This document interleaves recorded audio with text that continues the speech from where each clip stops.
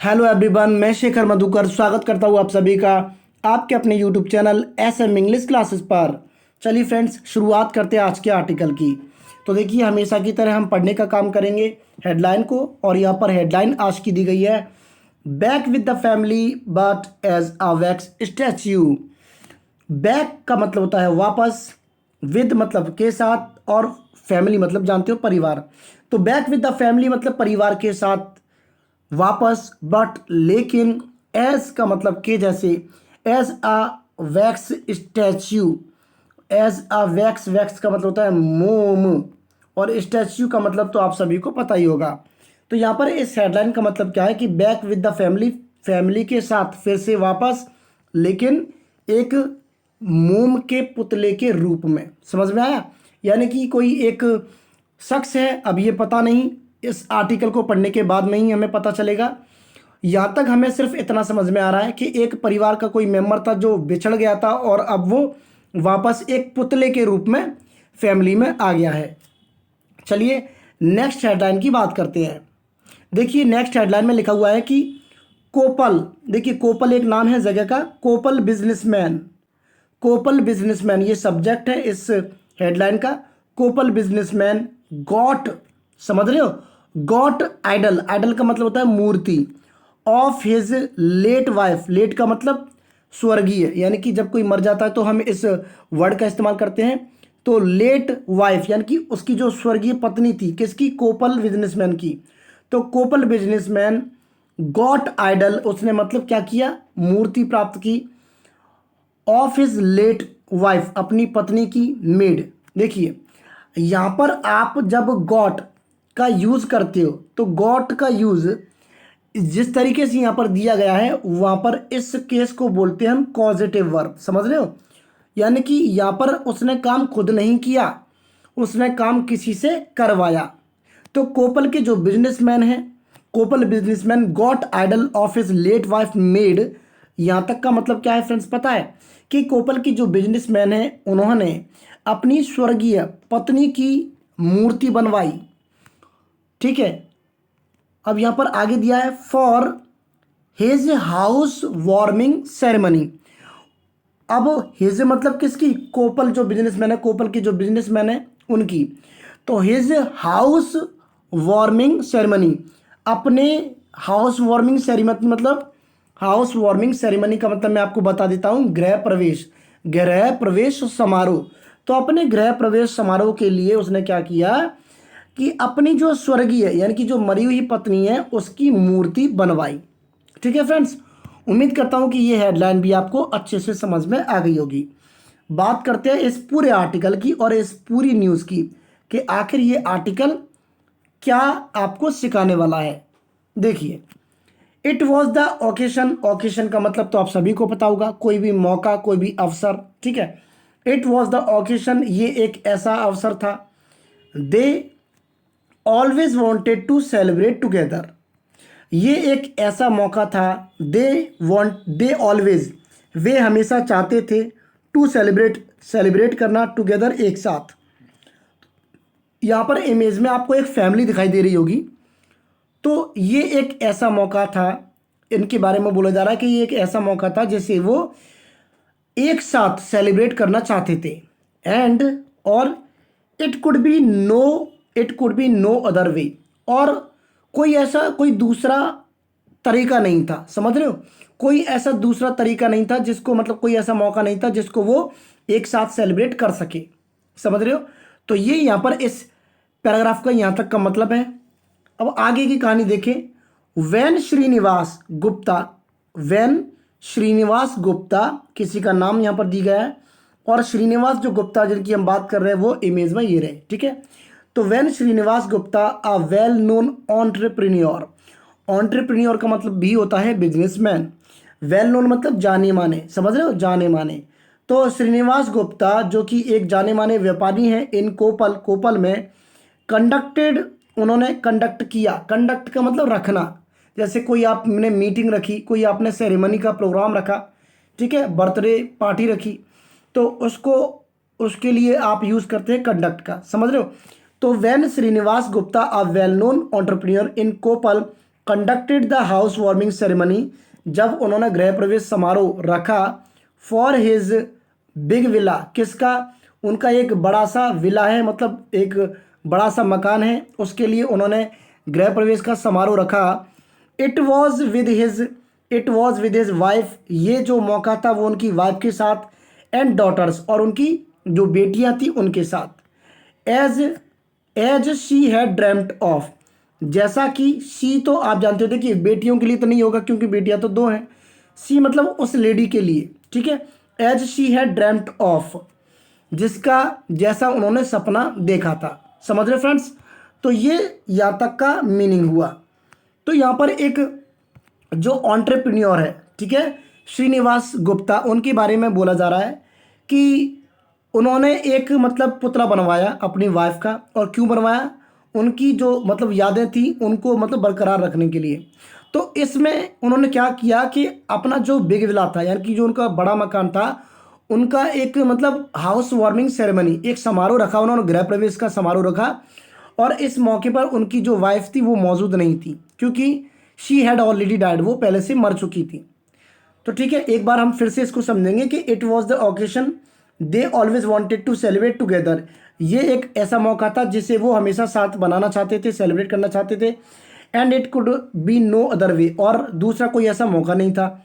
Van Srinivas, जब श्रीनिवास जो गुप्ता थे, वेल नोन एंटरप्रेन्योर इन कोपल, जो कि एक अच्छे जाने माने एक एंटरप्रेन्योर बिजनेसमैन व्यापारी हैं कोपल में, conducted the house warming ceremony, उन्होंने गृह प्रवेश रखा फॉर इज बिग विला, अपने बिग विला के लिए।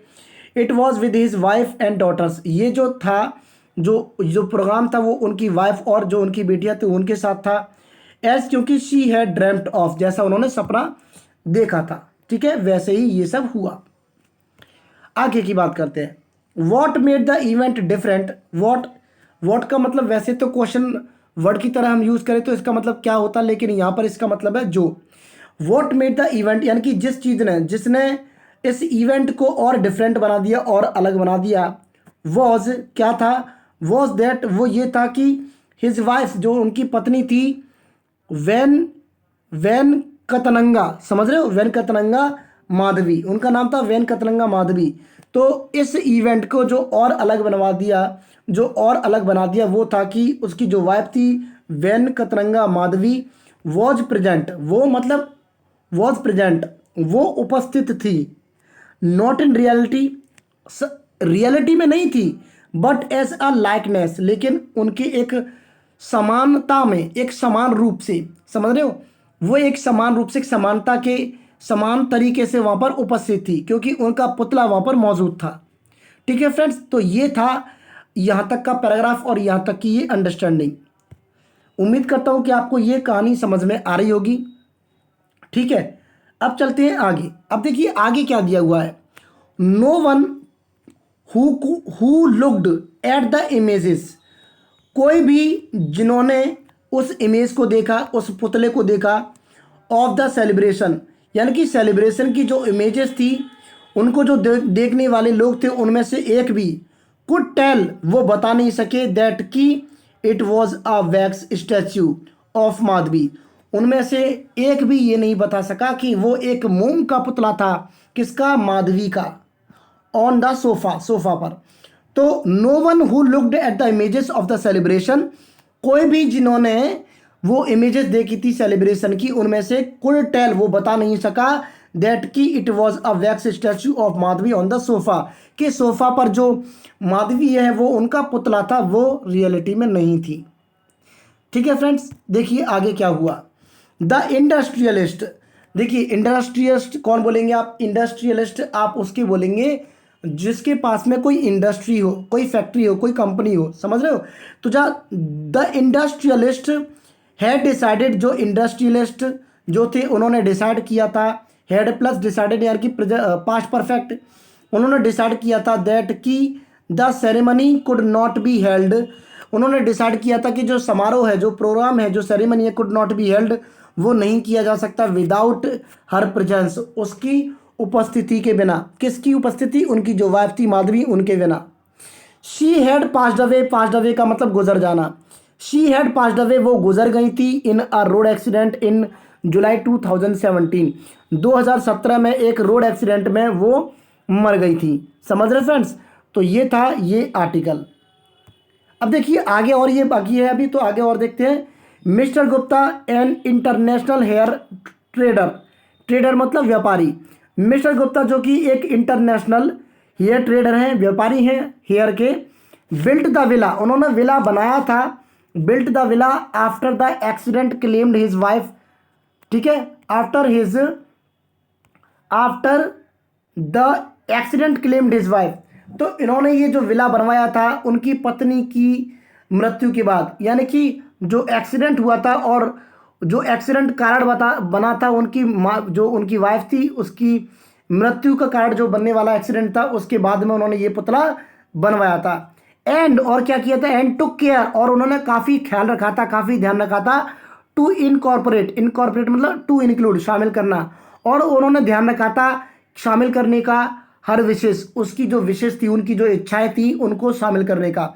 यानी कि इस प्रोग्राम में उनकी जो इच्छाएं थी, किसकी, उनकी पत्नी की, उन इच्छाओं को, उनकी विशेष को इनकॉर्पोरेट करने का, इंक्लूड करने का उन्होंने ये मतलब काफ़ी ध्यान रखा था।